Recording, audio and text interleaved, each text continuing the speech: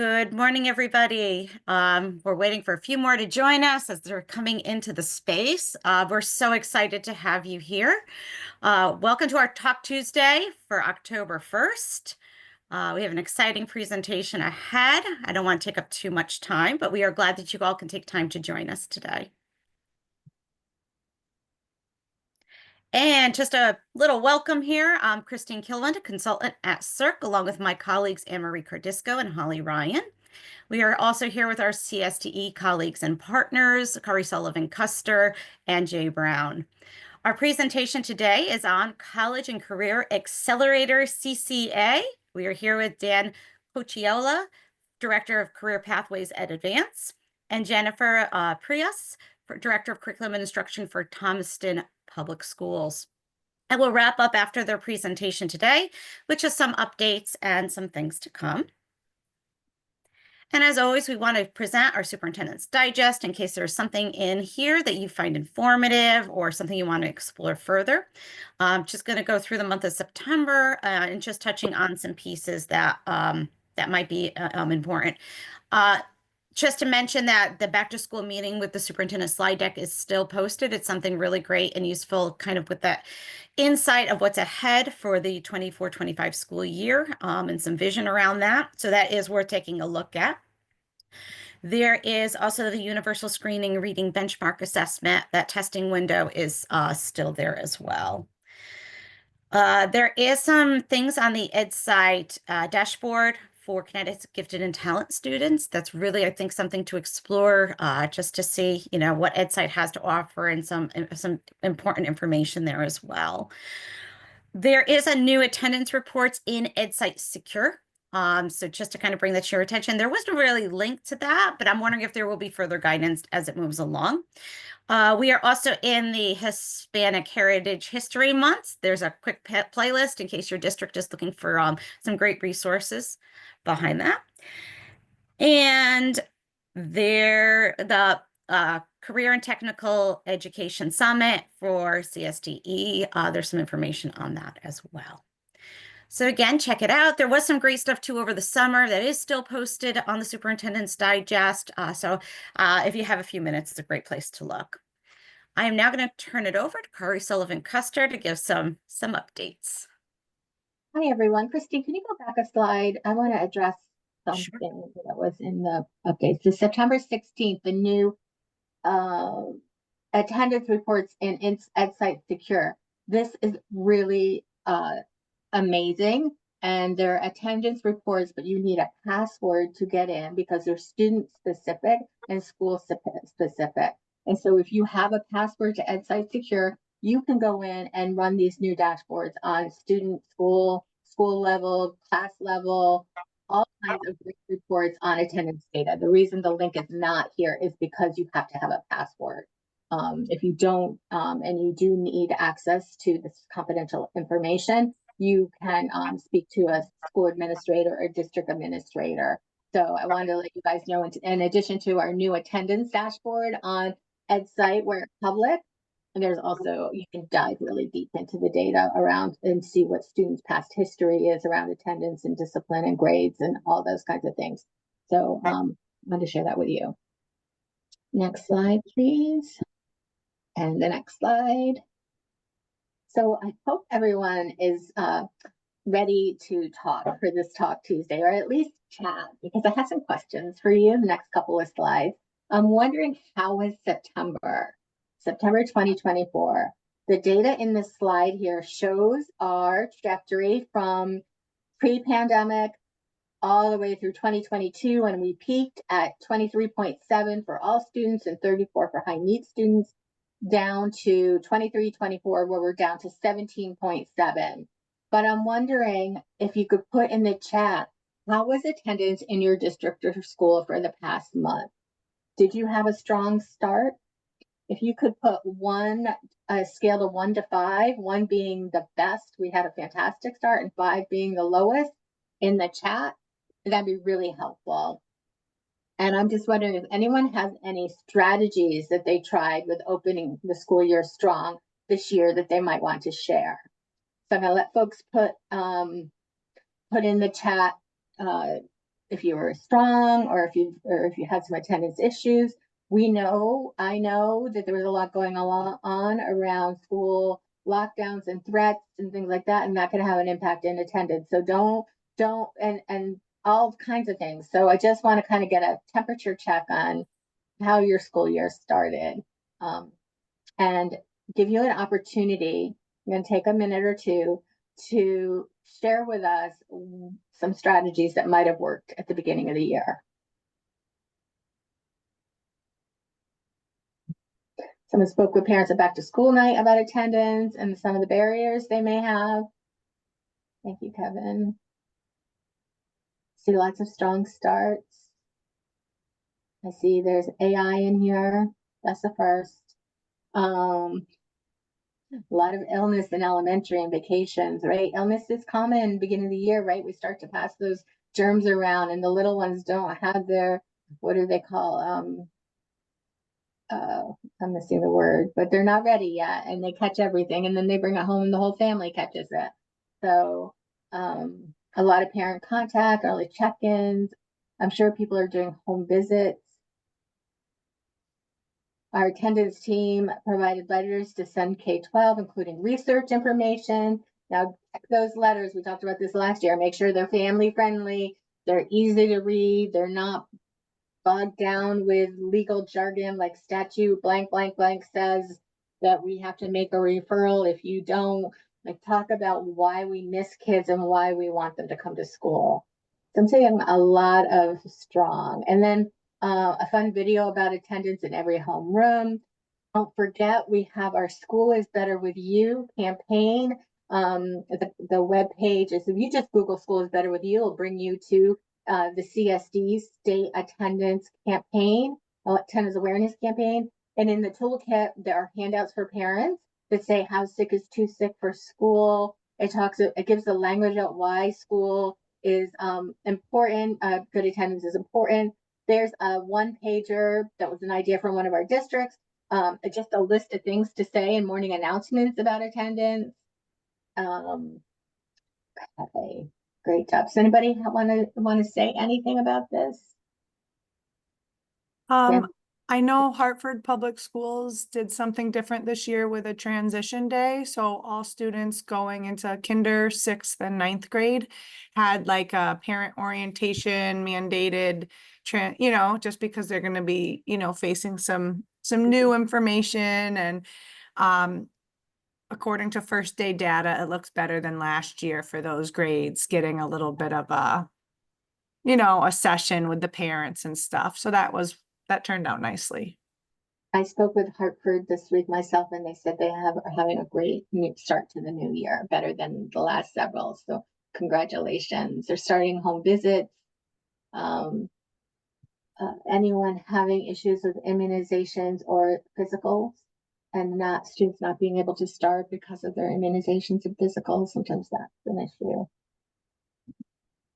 This information is really helpful for us because it helps us to know, like, how can we support you, and what can we learn from you to help us support other districts. So, oh, Ruth, go right ahead. I see that you'd like to share. Thanks. We did something very different in Little Westbrook this year at our elementary school. We had an all-school pep rally on the very first day of school, which included getting our preschoolers to 5th graders off the bus and to an assembly within 15 minutes. But we had kind of plastered the school with, School is Better with You here, the State Department posters. We invited some local and state leaders, politicians who joined us, our Board of Ed members, our superintendent. It was a really quick assembly, but what we wanted to stress with our students that, look at all these people. We are so happy to have you here. And it's so important to have you here every day, as long as you're well enough to be in school. And, so far it's been a great start, but, we are still seeing some families who think it's okay to take vacation during the school year. And we're sending lots of reminders and using those resources. So thanks for the access to that. Excellent. I was talking to a school today about, it's one of our LEAP schools, about families who take vacations during the school year. Now we know our populations of families is becoming more and more diverse every year. And for some families, going to visit grandma and grandpa or going to a funeral family it takes a lot more time than when I was a child. My grandparents were in Florida, so we go for a week. But sometimes it takes a little bit longer, and sometimes those vacations are real and necessary for those families. The families have to make a decision to, they have to make an important decision, and that is their. But if you had families who took vacations last year, and vacations might be a little bit biased because sometimes they're not vacations, sometimes they are family emergencies or family necessary visits. Talk to them early, talk to them now, put them on your list for home visits so that you can engage them and talk to them before they buy their ticket. Right? One thing I created for families in Hartford was a preferred vacation date handout. And so I went through the calendar that we provided, and any long weekends where they may have a Monday off or anything like that, I highlighted those dates and said, if you are planning to travel during the year, these would be good dates to take. And it was handed out to all families during summer home visits and as well as at the beginning of the year with all the important handouts. So the preferred vacation date list was very helpful just to have this April 5th to whatever. These are the dates you would take. So it was intervention we put in place. Wonderful. That's great. I just, we don't want to make shame and blame families if there are vacations they have to take or trips that they have to take, but we want to make sure, and many of them do, we know that parents have the best interest of their children at heart, and that, that they understand the impact to their education if they miss all those days. So then, thank you, everyone. That was really helpful, but stay ready. I have another question. So the next one is a question from the field. So, Christine, if you could advance the slides. This is a question that is in my mailbox that I have to respond to. And I said, well, let me ask our Talk Tuesday folks, because I get questions all the time. And I'm in Hartford. I don't know, I'm not in a district, especially since the pandemic. So this district has some funds set aside for marketing, community, family events. Not a lot of money, just a little bit of money. She doesn't know, she knows she can't use the money for purchasing food items. She's looking for creative ideas on how other districts might have used these funds. And these funds are, the target audience would be families and students. And the message is why it's important to come to school, but also to build a trusting relationship. So they want to bring something with them on a home visit or to a meeting or to a parent-teacher meeting. What are some things you've done in your school to help with that, having things for families? What have you gotten good feedback on? How would you use a small amount of funds? I'll jump in here and talk about how Westbrook used a community resource fair to target those valuable services for communities and families in terms of engaging a wide audience. During that fair, there were several different groups, from athletics to IT to extracurriculars to the PTSO and so forth, that allowed families to see that school is much more than just academics. It's about that community. And that fair was so well received, it's something we want to continue into the future for all three of our schools as well. Angela, thank you. Westbrook is in the house today. I love it.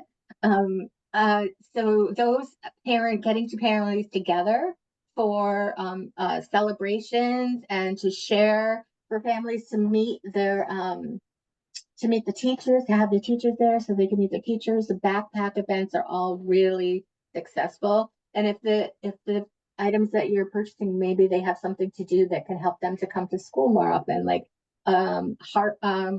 New Haven.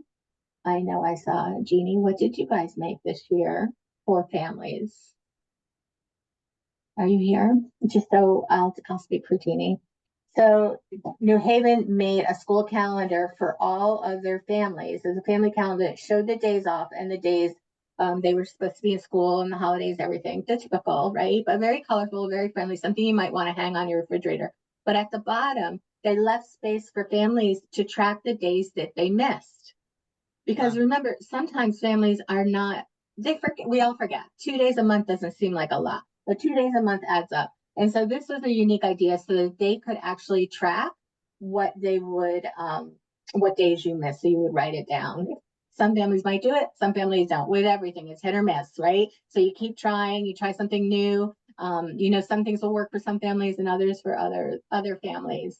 So we have gift cards, students did not have shoes, mom was waiting for payday.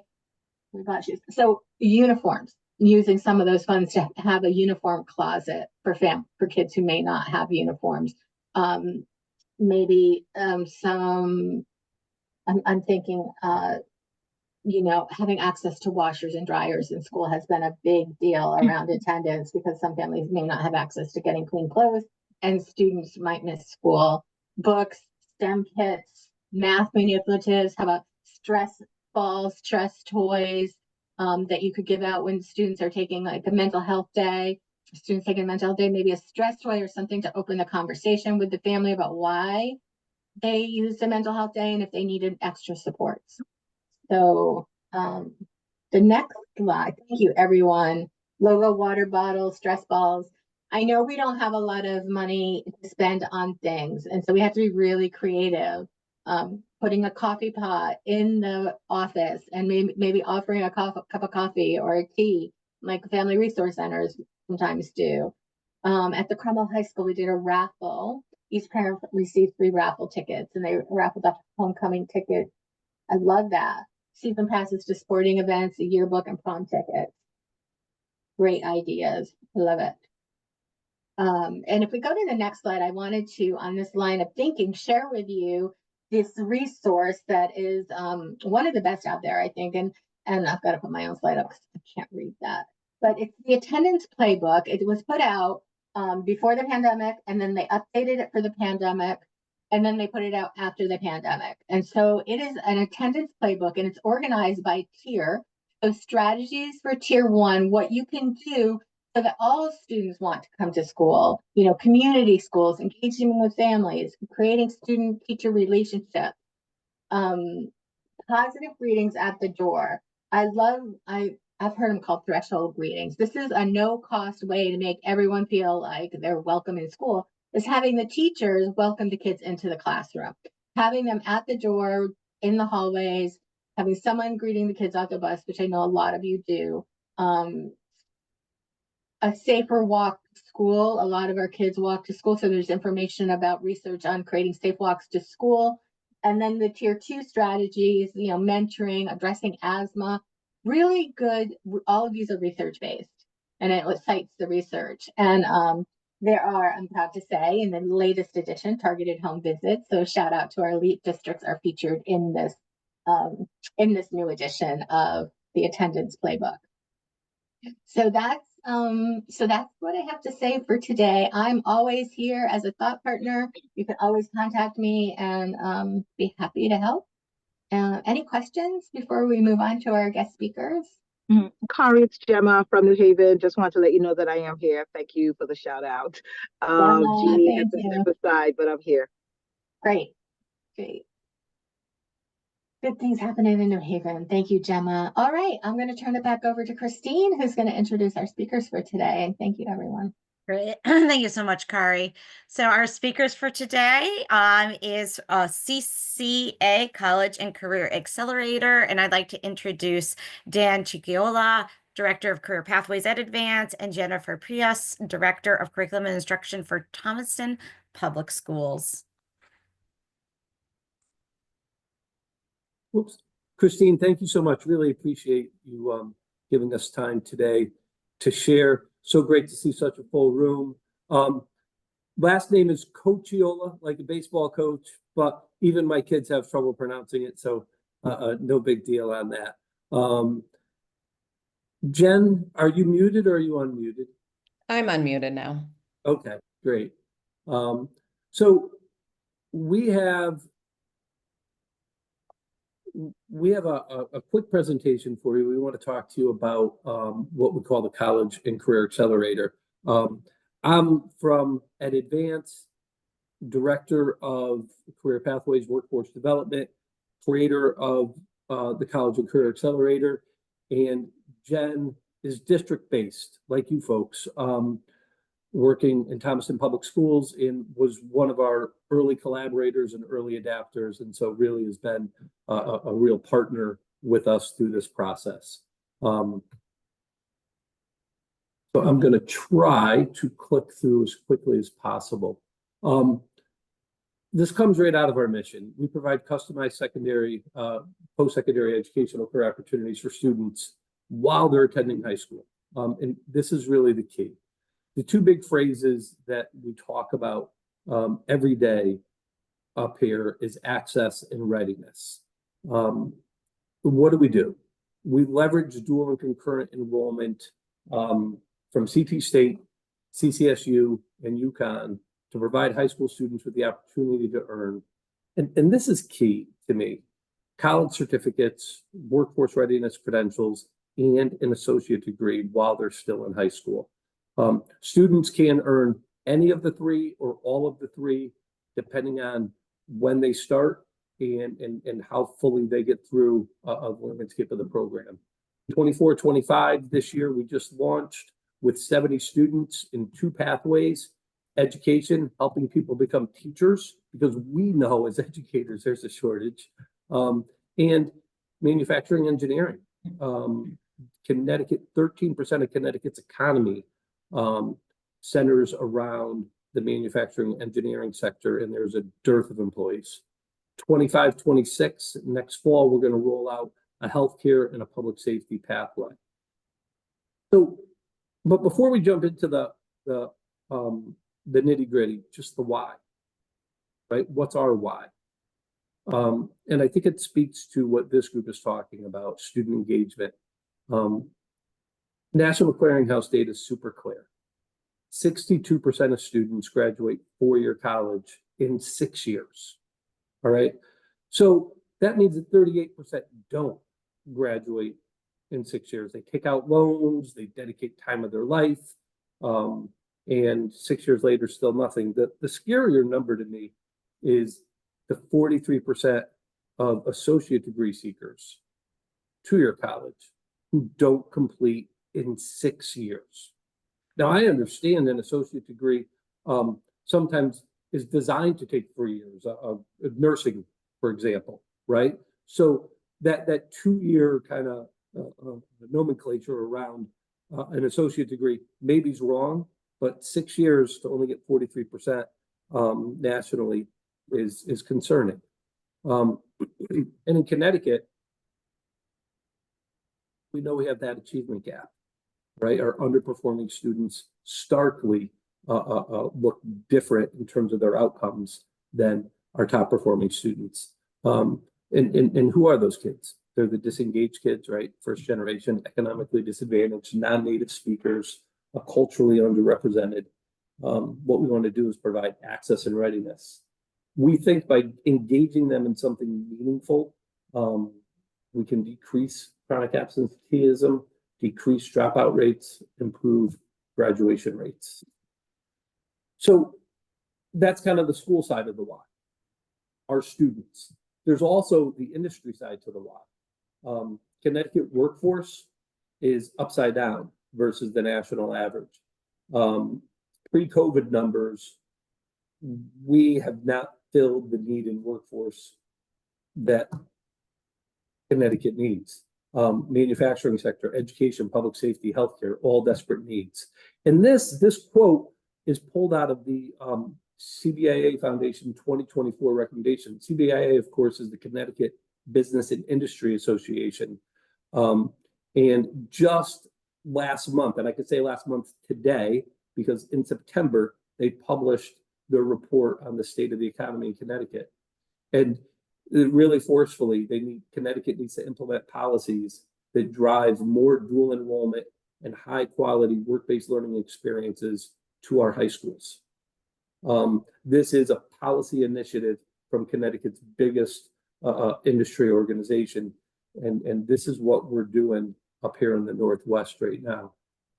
There's 3 wide goals. Support K-12 district partners in impacting student opportunities and outcomes through the use of our pathways. Support higher ed in delivering their program to high school students. You know, higher ed, Connecticut, CT State, they offer incredible programming that leads either directly to high-paying, high-skilled jobs or to matriculation at 4-year universities. And their big rub is sometimes just not enough students filling their seats. How do we pull their programming down to high school students to make it accessible to more people? And then support Connecticut in regional economic needs by impacting skill development, providing customized post-secondary educational and career opportunities for students. So our approach, here's a 4-minute video that kind of gives you a better sense of who we are.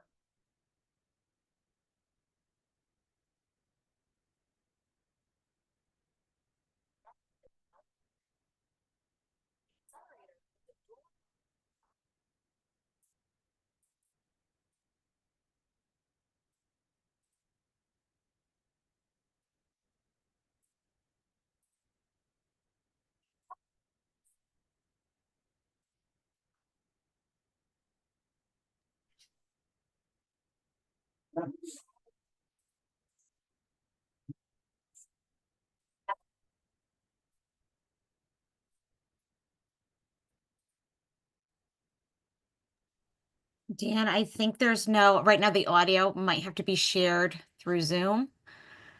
I'm sorry, can you say that again? The audio is not coming through? Yeah, so in the, That's yeah. fine. Okay, so I'm going to share this presentation in the chat, and hopefully you guys will want to watch the video when we're through. All right, I'm really sorry about that. No, it's okay, Dan. Let me know if I can support you in any way. Okay. Let's see.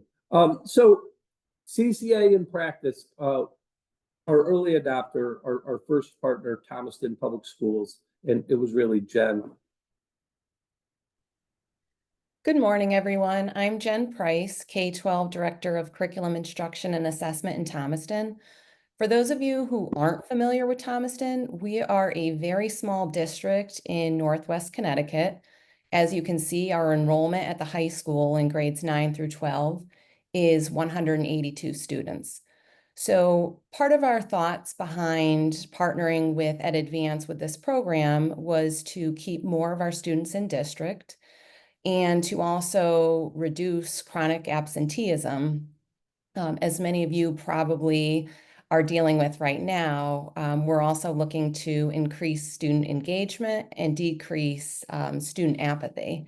So out of our 182 students enrolled, this first year with the program, we have 14 students who expressed interest in enrolling in the CCA program. That's 7.7% of our total population, and it really exceeded what we expected in year 1 with such small enrollment.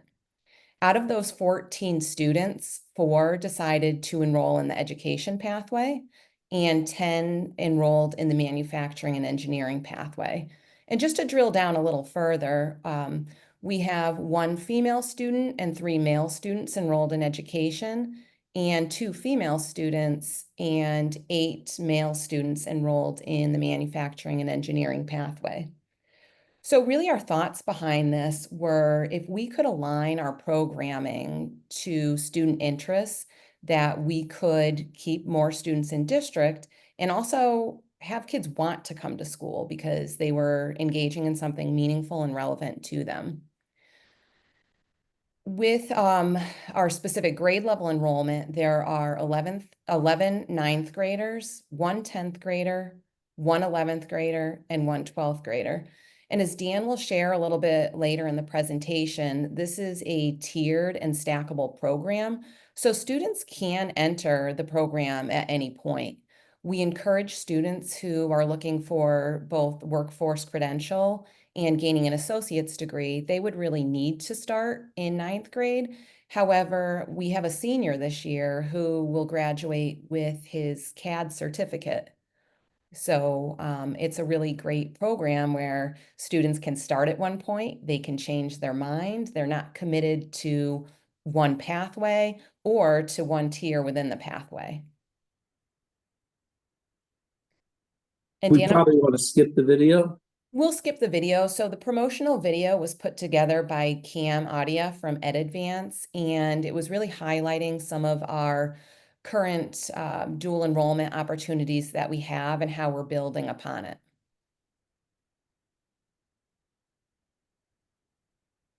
For recruitment, we wanted to make sure that students, families, and the community were aware of the programming that we were bringing in because there's such a great value to it. So one event that we held was a family engagement night. We invited families throughout the district. Even though this is for students enrolled in grades 9 through 12, we saw the benefit of including some of our younger students because we were looking at the points where we really struggled with absenteeism and where we were losing our students to other districts, which was typically between 5th and 6th grade, and then again in 8th grade. So at the family engagement evening, EdAdvance had come in, they supported, we did breakout sessions explaining the different pathways. It was an opportunity for families to ask questions and really get to know the staff. So there was a level of comfort and support there. Students don't necessarily know all of the career pathways that are available to them. So part of our recruitment is bringing in guest speakers, having school assemblies. We brought students to a manufacturing roadshow I believe it was last May in Waterbury. And in these pictures, we had brought in, looking ahead to the 25-26 school year, we're bringing in healthcare and public safety. So we brought in a conservation officer and a Connecticut State Trooper as guest speakers. And I won't bore you with reading the theory of action to you, but this is the basis. This is what we believe in Thomaston. And we want to make sure that our students are prepared for life after high school, whether that means they want to attend a four-year institution, enter the workforce. And through this programming, students aren't committing to one or the other. And I think that's one of the benefits that students and families have expressed to us. So we have a subgroup of students that initially said, I don't know if a four-year college pathway is it for me. And we're 1 month into the program, and students are getting to dabble in the college level courses as the elective, and they're building confidence. They're really enjoying it. And now they're thinking, you know, I didn't really know if I wanted to pursue a four-year degree, but I think I can do it. I didn't know that I was capable. And then providing pathways that are of interest to students. I've had students tell me, I really look forward to coming to school on Tuesdays, Thursdays, and Fridays because I get to travel to the RLC or engage in work-based learning. So being able to match educational experiences to student interests is going to inherently increase engagement in the district, decrease student apathy, and we're hoping this is year one that it will help reduce our chronic absenteeism. So I feel like we've thrown a lot at you, and I'm just going to try to get a little more granular so you understand who we are. We have the two pathways, and Jen alluded to each pathway having a tier within it. So in manufacturing engineering, there's 5 tiers in total. The first 2 are certificates in CAD. At the top of the screen, you'll see that it's a 3-course sequence to a CAD user certificate. That gets students speaking the language of industry. They understand how to use AutoCAD, they understand how to design, they understand 2D and 3D modeling. And if a 12th grader were to jump in and do this, they have some skill sets that can set them up for the workforce or to go to college. The 2-year certificate, the first part of it are those same 3 classes. And the second year of it is 4 more advanced classes. And that gets you to the CAD mechanical certificate, which is really the workforce standard in terms of manufacturing engineering, using CNC machines, additive, subtractive, laser. Students really can enter the workforce immediately in the high skill, high pay arena of Connecticut industry. So stackable 1 year on top of the other. All right, that's an example. We also have a mechatronics tier. And listen, 3 years ago, I'm not sure anyone really understood what mechatronics is, and I still think that the number's pretty low, but it's huge, hugely important. These are the people who repair the automation, robotics, and machinery that drives industry. It's highly skilled, it's electronics, 6-figure jobs directly at entry. And we have a program, a pathway tier that leads to a mechatronics certification. Right now, we're piloting it in one of our partner schools to get it off the ground. And then we have our 2 associate degree pathways. Without diving too deep, I just divided this into 2 columns for you folks to see. There's content courses, all right, which mirror tiers 1 and 2 in the beginning and then are more advanced later. But there's also general ed requirements: history, art, English, math, chemistry. Those courses can be concurrently enrolled. And what I mean by that is your teachers at your home schools, your U.S. history teacher can teach that class as a concurrent enrollment, CT State History 1015 and U.S. history, so that the students are getting both their high school core requirements met for graduation along with the associate degree program. So students in CCA have an opportunity to do both. The beauty of it is that if there's, at Thomaston High School, if there's 14 seats that will be dedicated to CCA students, that means there's another 10, 12 seats open to non-CCA students who get that concurrent enrollment. And again, those partnerships can happen with CT State, CCSU, or UConn, all institutions of higher ed that we're working with and supporting teachers in getting those credentials. We also have the education pathway. I'm just going to run through this quickly. A certificate, 24 credits, gets students the skill sets they need to either go into early childhood ed or become a para-educator. And then our tier two has an A, B, and C for elementary, middle, and high school grades, all associate degrees, training students to go off to Central Connecticut State and earn their bachelor's, then master's in education. And listen, part of it is accelerating the pathway, getting students through it more quickly. But to me, the bigger part is ensuring completion. A kid who enters college with an associate's degree is much more likely to attain that bachelor's and master's degree required to be a teacher and not get tripped up by the financing of higher education. CCA in practice. So in the beginning, I wasn't sure how we were going to do this, how we were going to make it work. We have block scheduling at Thomaston High School, so we have 80-minute blocks. This is a sample schedule for a student in the 9th grade education pathway. One of the most beneficial pieces of this program is that it's completely customizable to your district.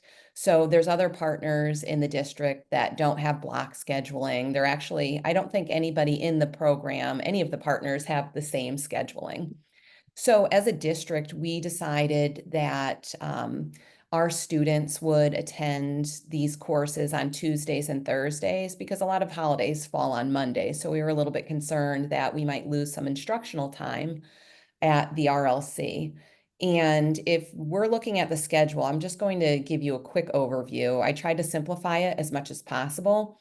Monday, Tuesday, we'll call those like A and B day. So Monday's A day, Tuesday B day, Wednesday A day, Thursday B day. Friday rotates between an A or a B day.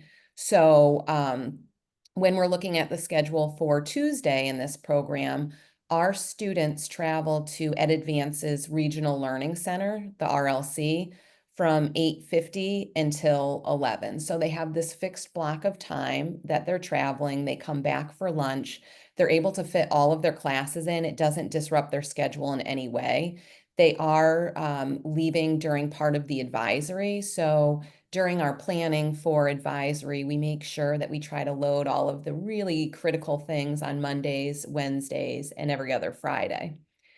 On Fridays, every other Friday, because it rotates between an A and B day, students engage in field trips or some kind of work-based learning. So for the education program, on every other Friday, our students actually walk down. We're very lucky that our pre-K 3 school is right across a baseball field from the high school. So our students walk right across and they're in the classrooms working with teachers. For other districts who don't have schools that close, the RLC and EdAdvance, they work to provide transportation to whatever location that students are welcome to complete their work-based learning in. Were there any questions on the schedule? I know sometimes it can get a little bit muddy when you're looking at other schools' schedules, and I hope that I articulated how this is working. So just pause and shout out if you have a question.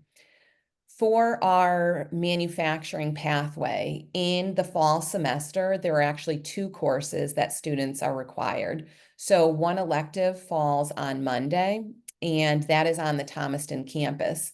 What we're looking to do is build the capacity in Thomaston to be able to provide as many of these courses on campus as we can. So we may have the teacher resources, but not the technology resources, for example. So with the CAD programming that students are required to take the first semester, although we may have a teacher qualified and credentialed, we don't yet have the CAD computers to be able to do that.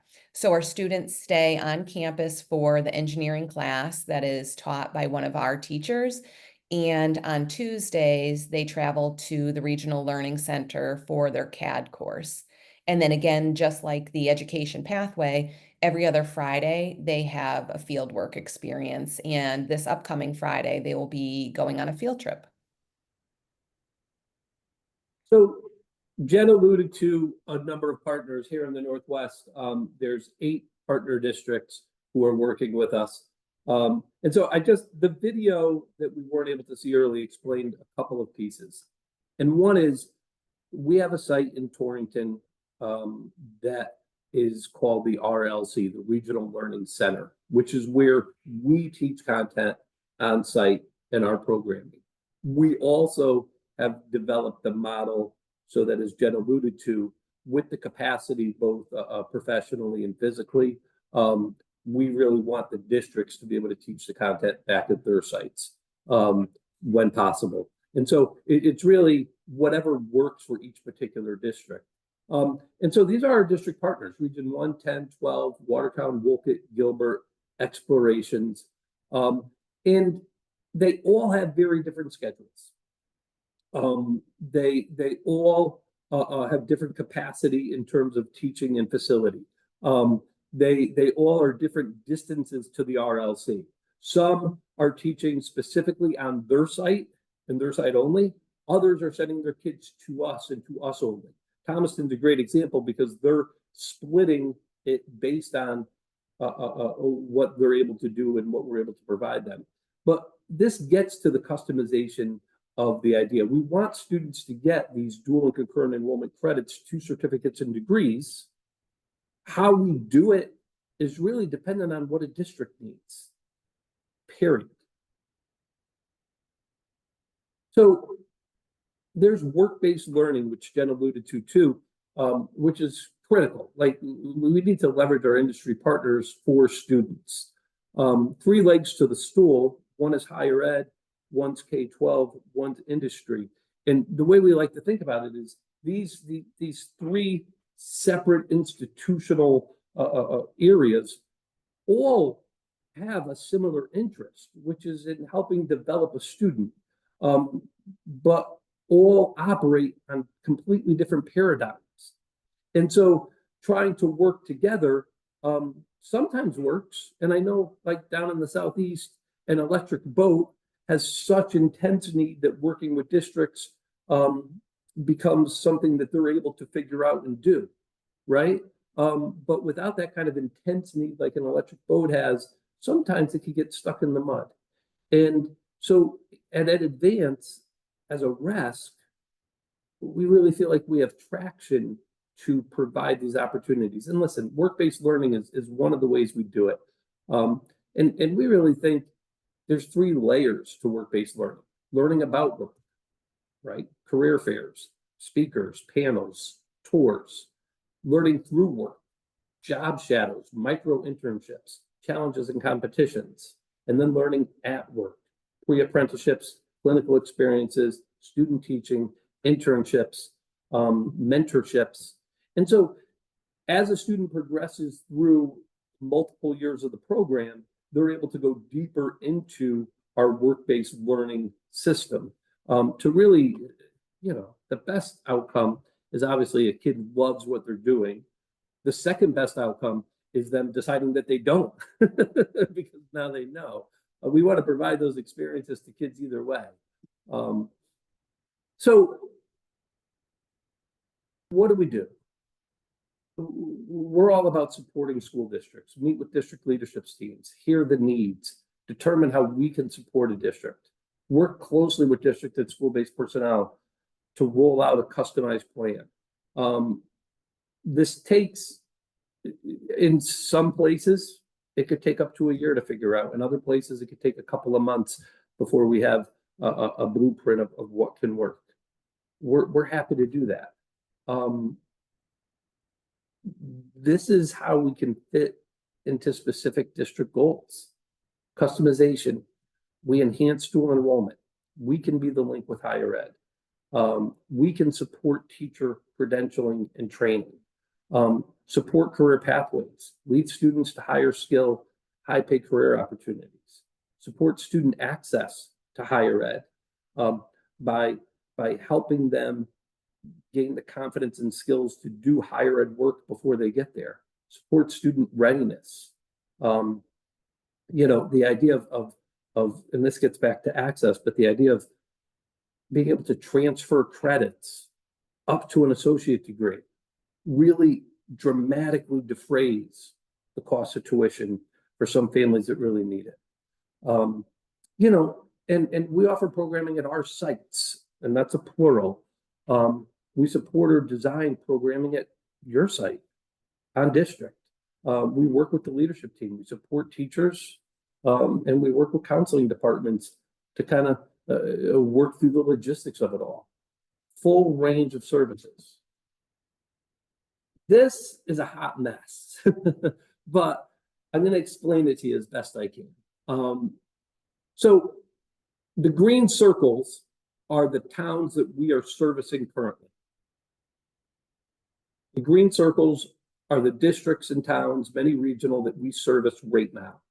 The green star at the top in Torrington is the RLC. That is the central location whereby we service those districts from. The green 25s are the districts that we're reaching out to, and we've been talking with over the past several months so that we can service them in 2025 if they're interested. The red star is at our second location in Bethel, which is Workplace CT. And the Red Star, we're opening in 2025. And so the Red 25s are the districts that we're going to be reaching out to see if we can build a collaboration with them through our workspace location. I know there's capacity in other areas of the state, especially the New Haven, Hamden area, to run our programming.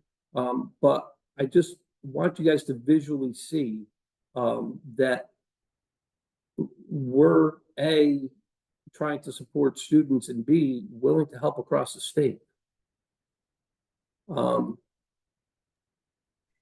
So this isn't a boxed program, and that's one of the most appealing aspects for everybody is that EdAdvance works with each district to make sure that this program is exactly what the district needs. So EdAdvance has been very helpful with engaging our staff. We've had regular meetings since July of 23 with our staff members directly involved in the programs, bringing in teachers, looking for that interest in teaching some of the courses on campus. EdAdvance came in and helped meet with our Board of Education to share our goals and vision. Family engagement, and the customized scheduling. When we began working together on this program, we had a schedule in place at our high school, and about mid-year, we decided to change it. And EdAdvance, they just, as flexible as they are, they said, we're going to make it happen, and they did. So the ongoing support and the true partnership has been the most critical piece of making this successful in Thomaston. Our current enrollment in the programming now is 14 of our students, but after the initial registration period, which happened in probably January, February, we had half that number. So these ongoing efforts, we doubled our enrollment by the beginning of this school year. So one of the things to highlight is obviously we're moving kids from around the Northwest to Torrington. And transportation is critical, right? I mean, that to me is the singular barrier to bringing kids together for this kind of experience. And if you've ever been on a highway in Connecticut, you've probably seen an EdAdvance van. I think we have a fleet of 110. And what we realized is that we have capacity within that fleet to provide for transportation for a program of this nature. And so we're leveraging our internal capacity to support our district partners in getting students to where they need to be. And that's part of our long-term strategy as well. I know our audio is not working, but I highly recommend that you watch these 2 embedded videos in the presentation. They're only about a minute, maybe 2 at the most, and they're student testimonials. So just to share a little bit, I pulled groups of students to get their insights on the programming, and we had one of our students shared that she was ready to attend a vocational school. And then when we were bringing in the education pathway, she said, oh, wow, this is for me. Wanted to stay, loves and enjoys the program. We had other students express how the program has built their confidence and they feel more prepared for life after high school. They were excited about investing now in earning college level credits, so they save money and they're saving time when they do go off to college. So the student testimonials are what this program is all about. So if you get a chance, I do highly encourage you to watch those 2 clips. Yeah, thank you, Jen. I just dropped a couple docs in the chat. The first one is this PowerPoint. So you can view those videos and maybe share this with your colleagues if you'd like at home in your district. I also dropped in our program guide, which details our program opportunities for districts. You know, from my perspective, the program guide is a guide, right? Because we are customized. I see a question from Mary Ann. To clarify, students get college credits for high school classes that aren't AP credits. That's correct. And listen, let's just talk a little bit about that. AP with a score of a 3 or better transfers to about 2/3 of colleges across the country. It's like 65%. Dual enrollment transfers much closer to like 88% of the colleges across the country. Some institutions you can transfer higher than others, like CT State, but by and large, if you're doing a kind of comparative analysis of where students get more transfer value, it is out of concurrent enrollment. And AP is a simulation. It's a strong simulation. My kids have been involved in AP programming. Big fan of it. But a simulation isn't a class, and concurrent and dual enrollment are the actual class. You know, just to speak to that process too, the support of teachers. We have a team of people in higher ed who both train as well as go and support teachers in live time to ensure that the content's being taught aligned with their standards. So there's a structure to this to ensure that the kids are getting what we intend them to get. I really don't want to dominate any more time than we already have. So Christine, tell me how you want to move from here. Oh, thank you so much, Dan and Jennifer. And I mean, we do have just a few more minutes, and I can wrap up in a minute. If anyone else has any questions or thoughts, please go right ahead. I have to say, maybe just me, but I don't see anything in the chat as far as documents, Dan. Oh, maybe I only did it to the Christine. person who asked the question. Let's Okay. see. Let me try again. Awesome. Let's see here. Direct message. Aha. Thank you for saying that to everyone. That's great. Okay, good. Okay, thank you. Yeah. I just, one quick question. So Yeah. are you seeing good attendance? Is attendance approved for these kids who are enrolled in the program?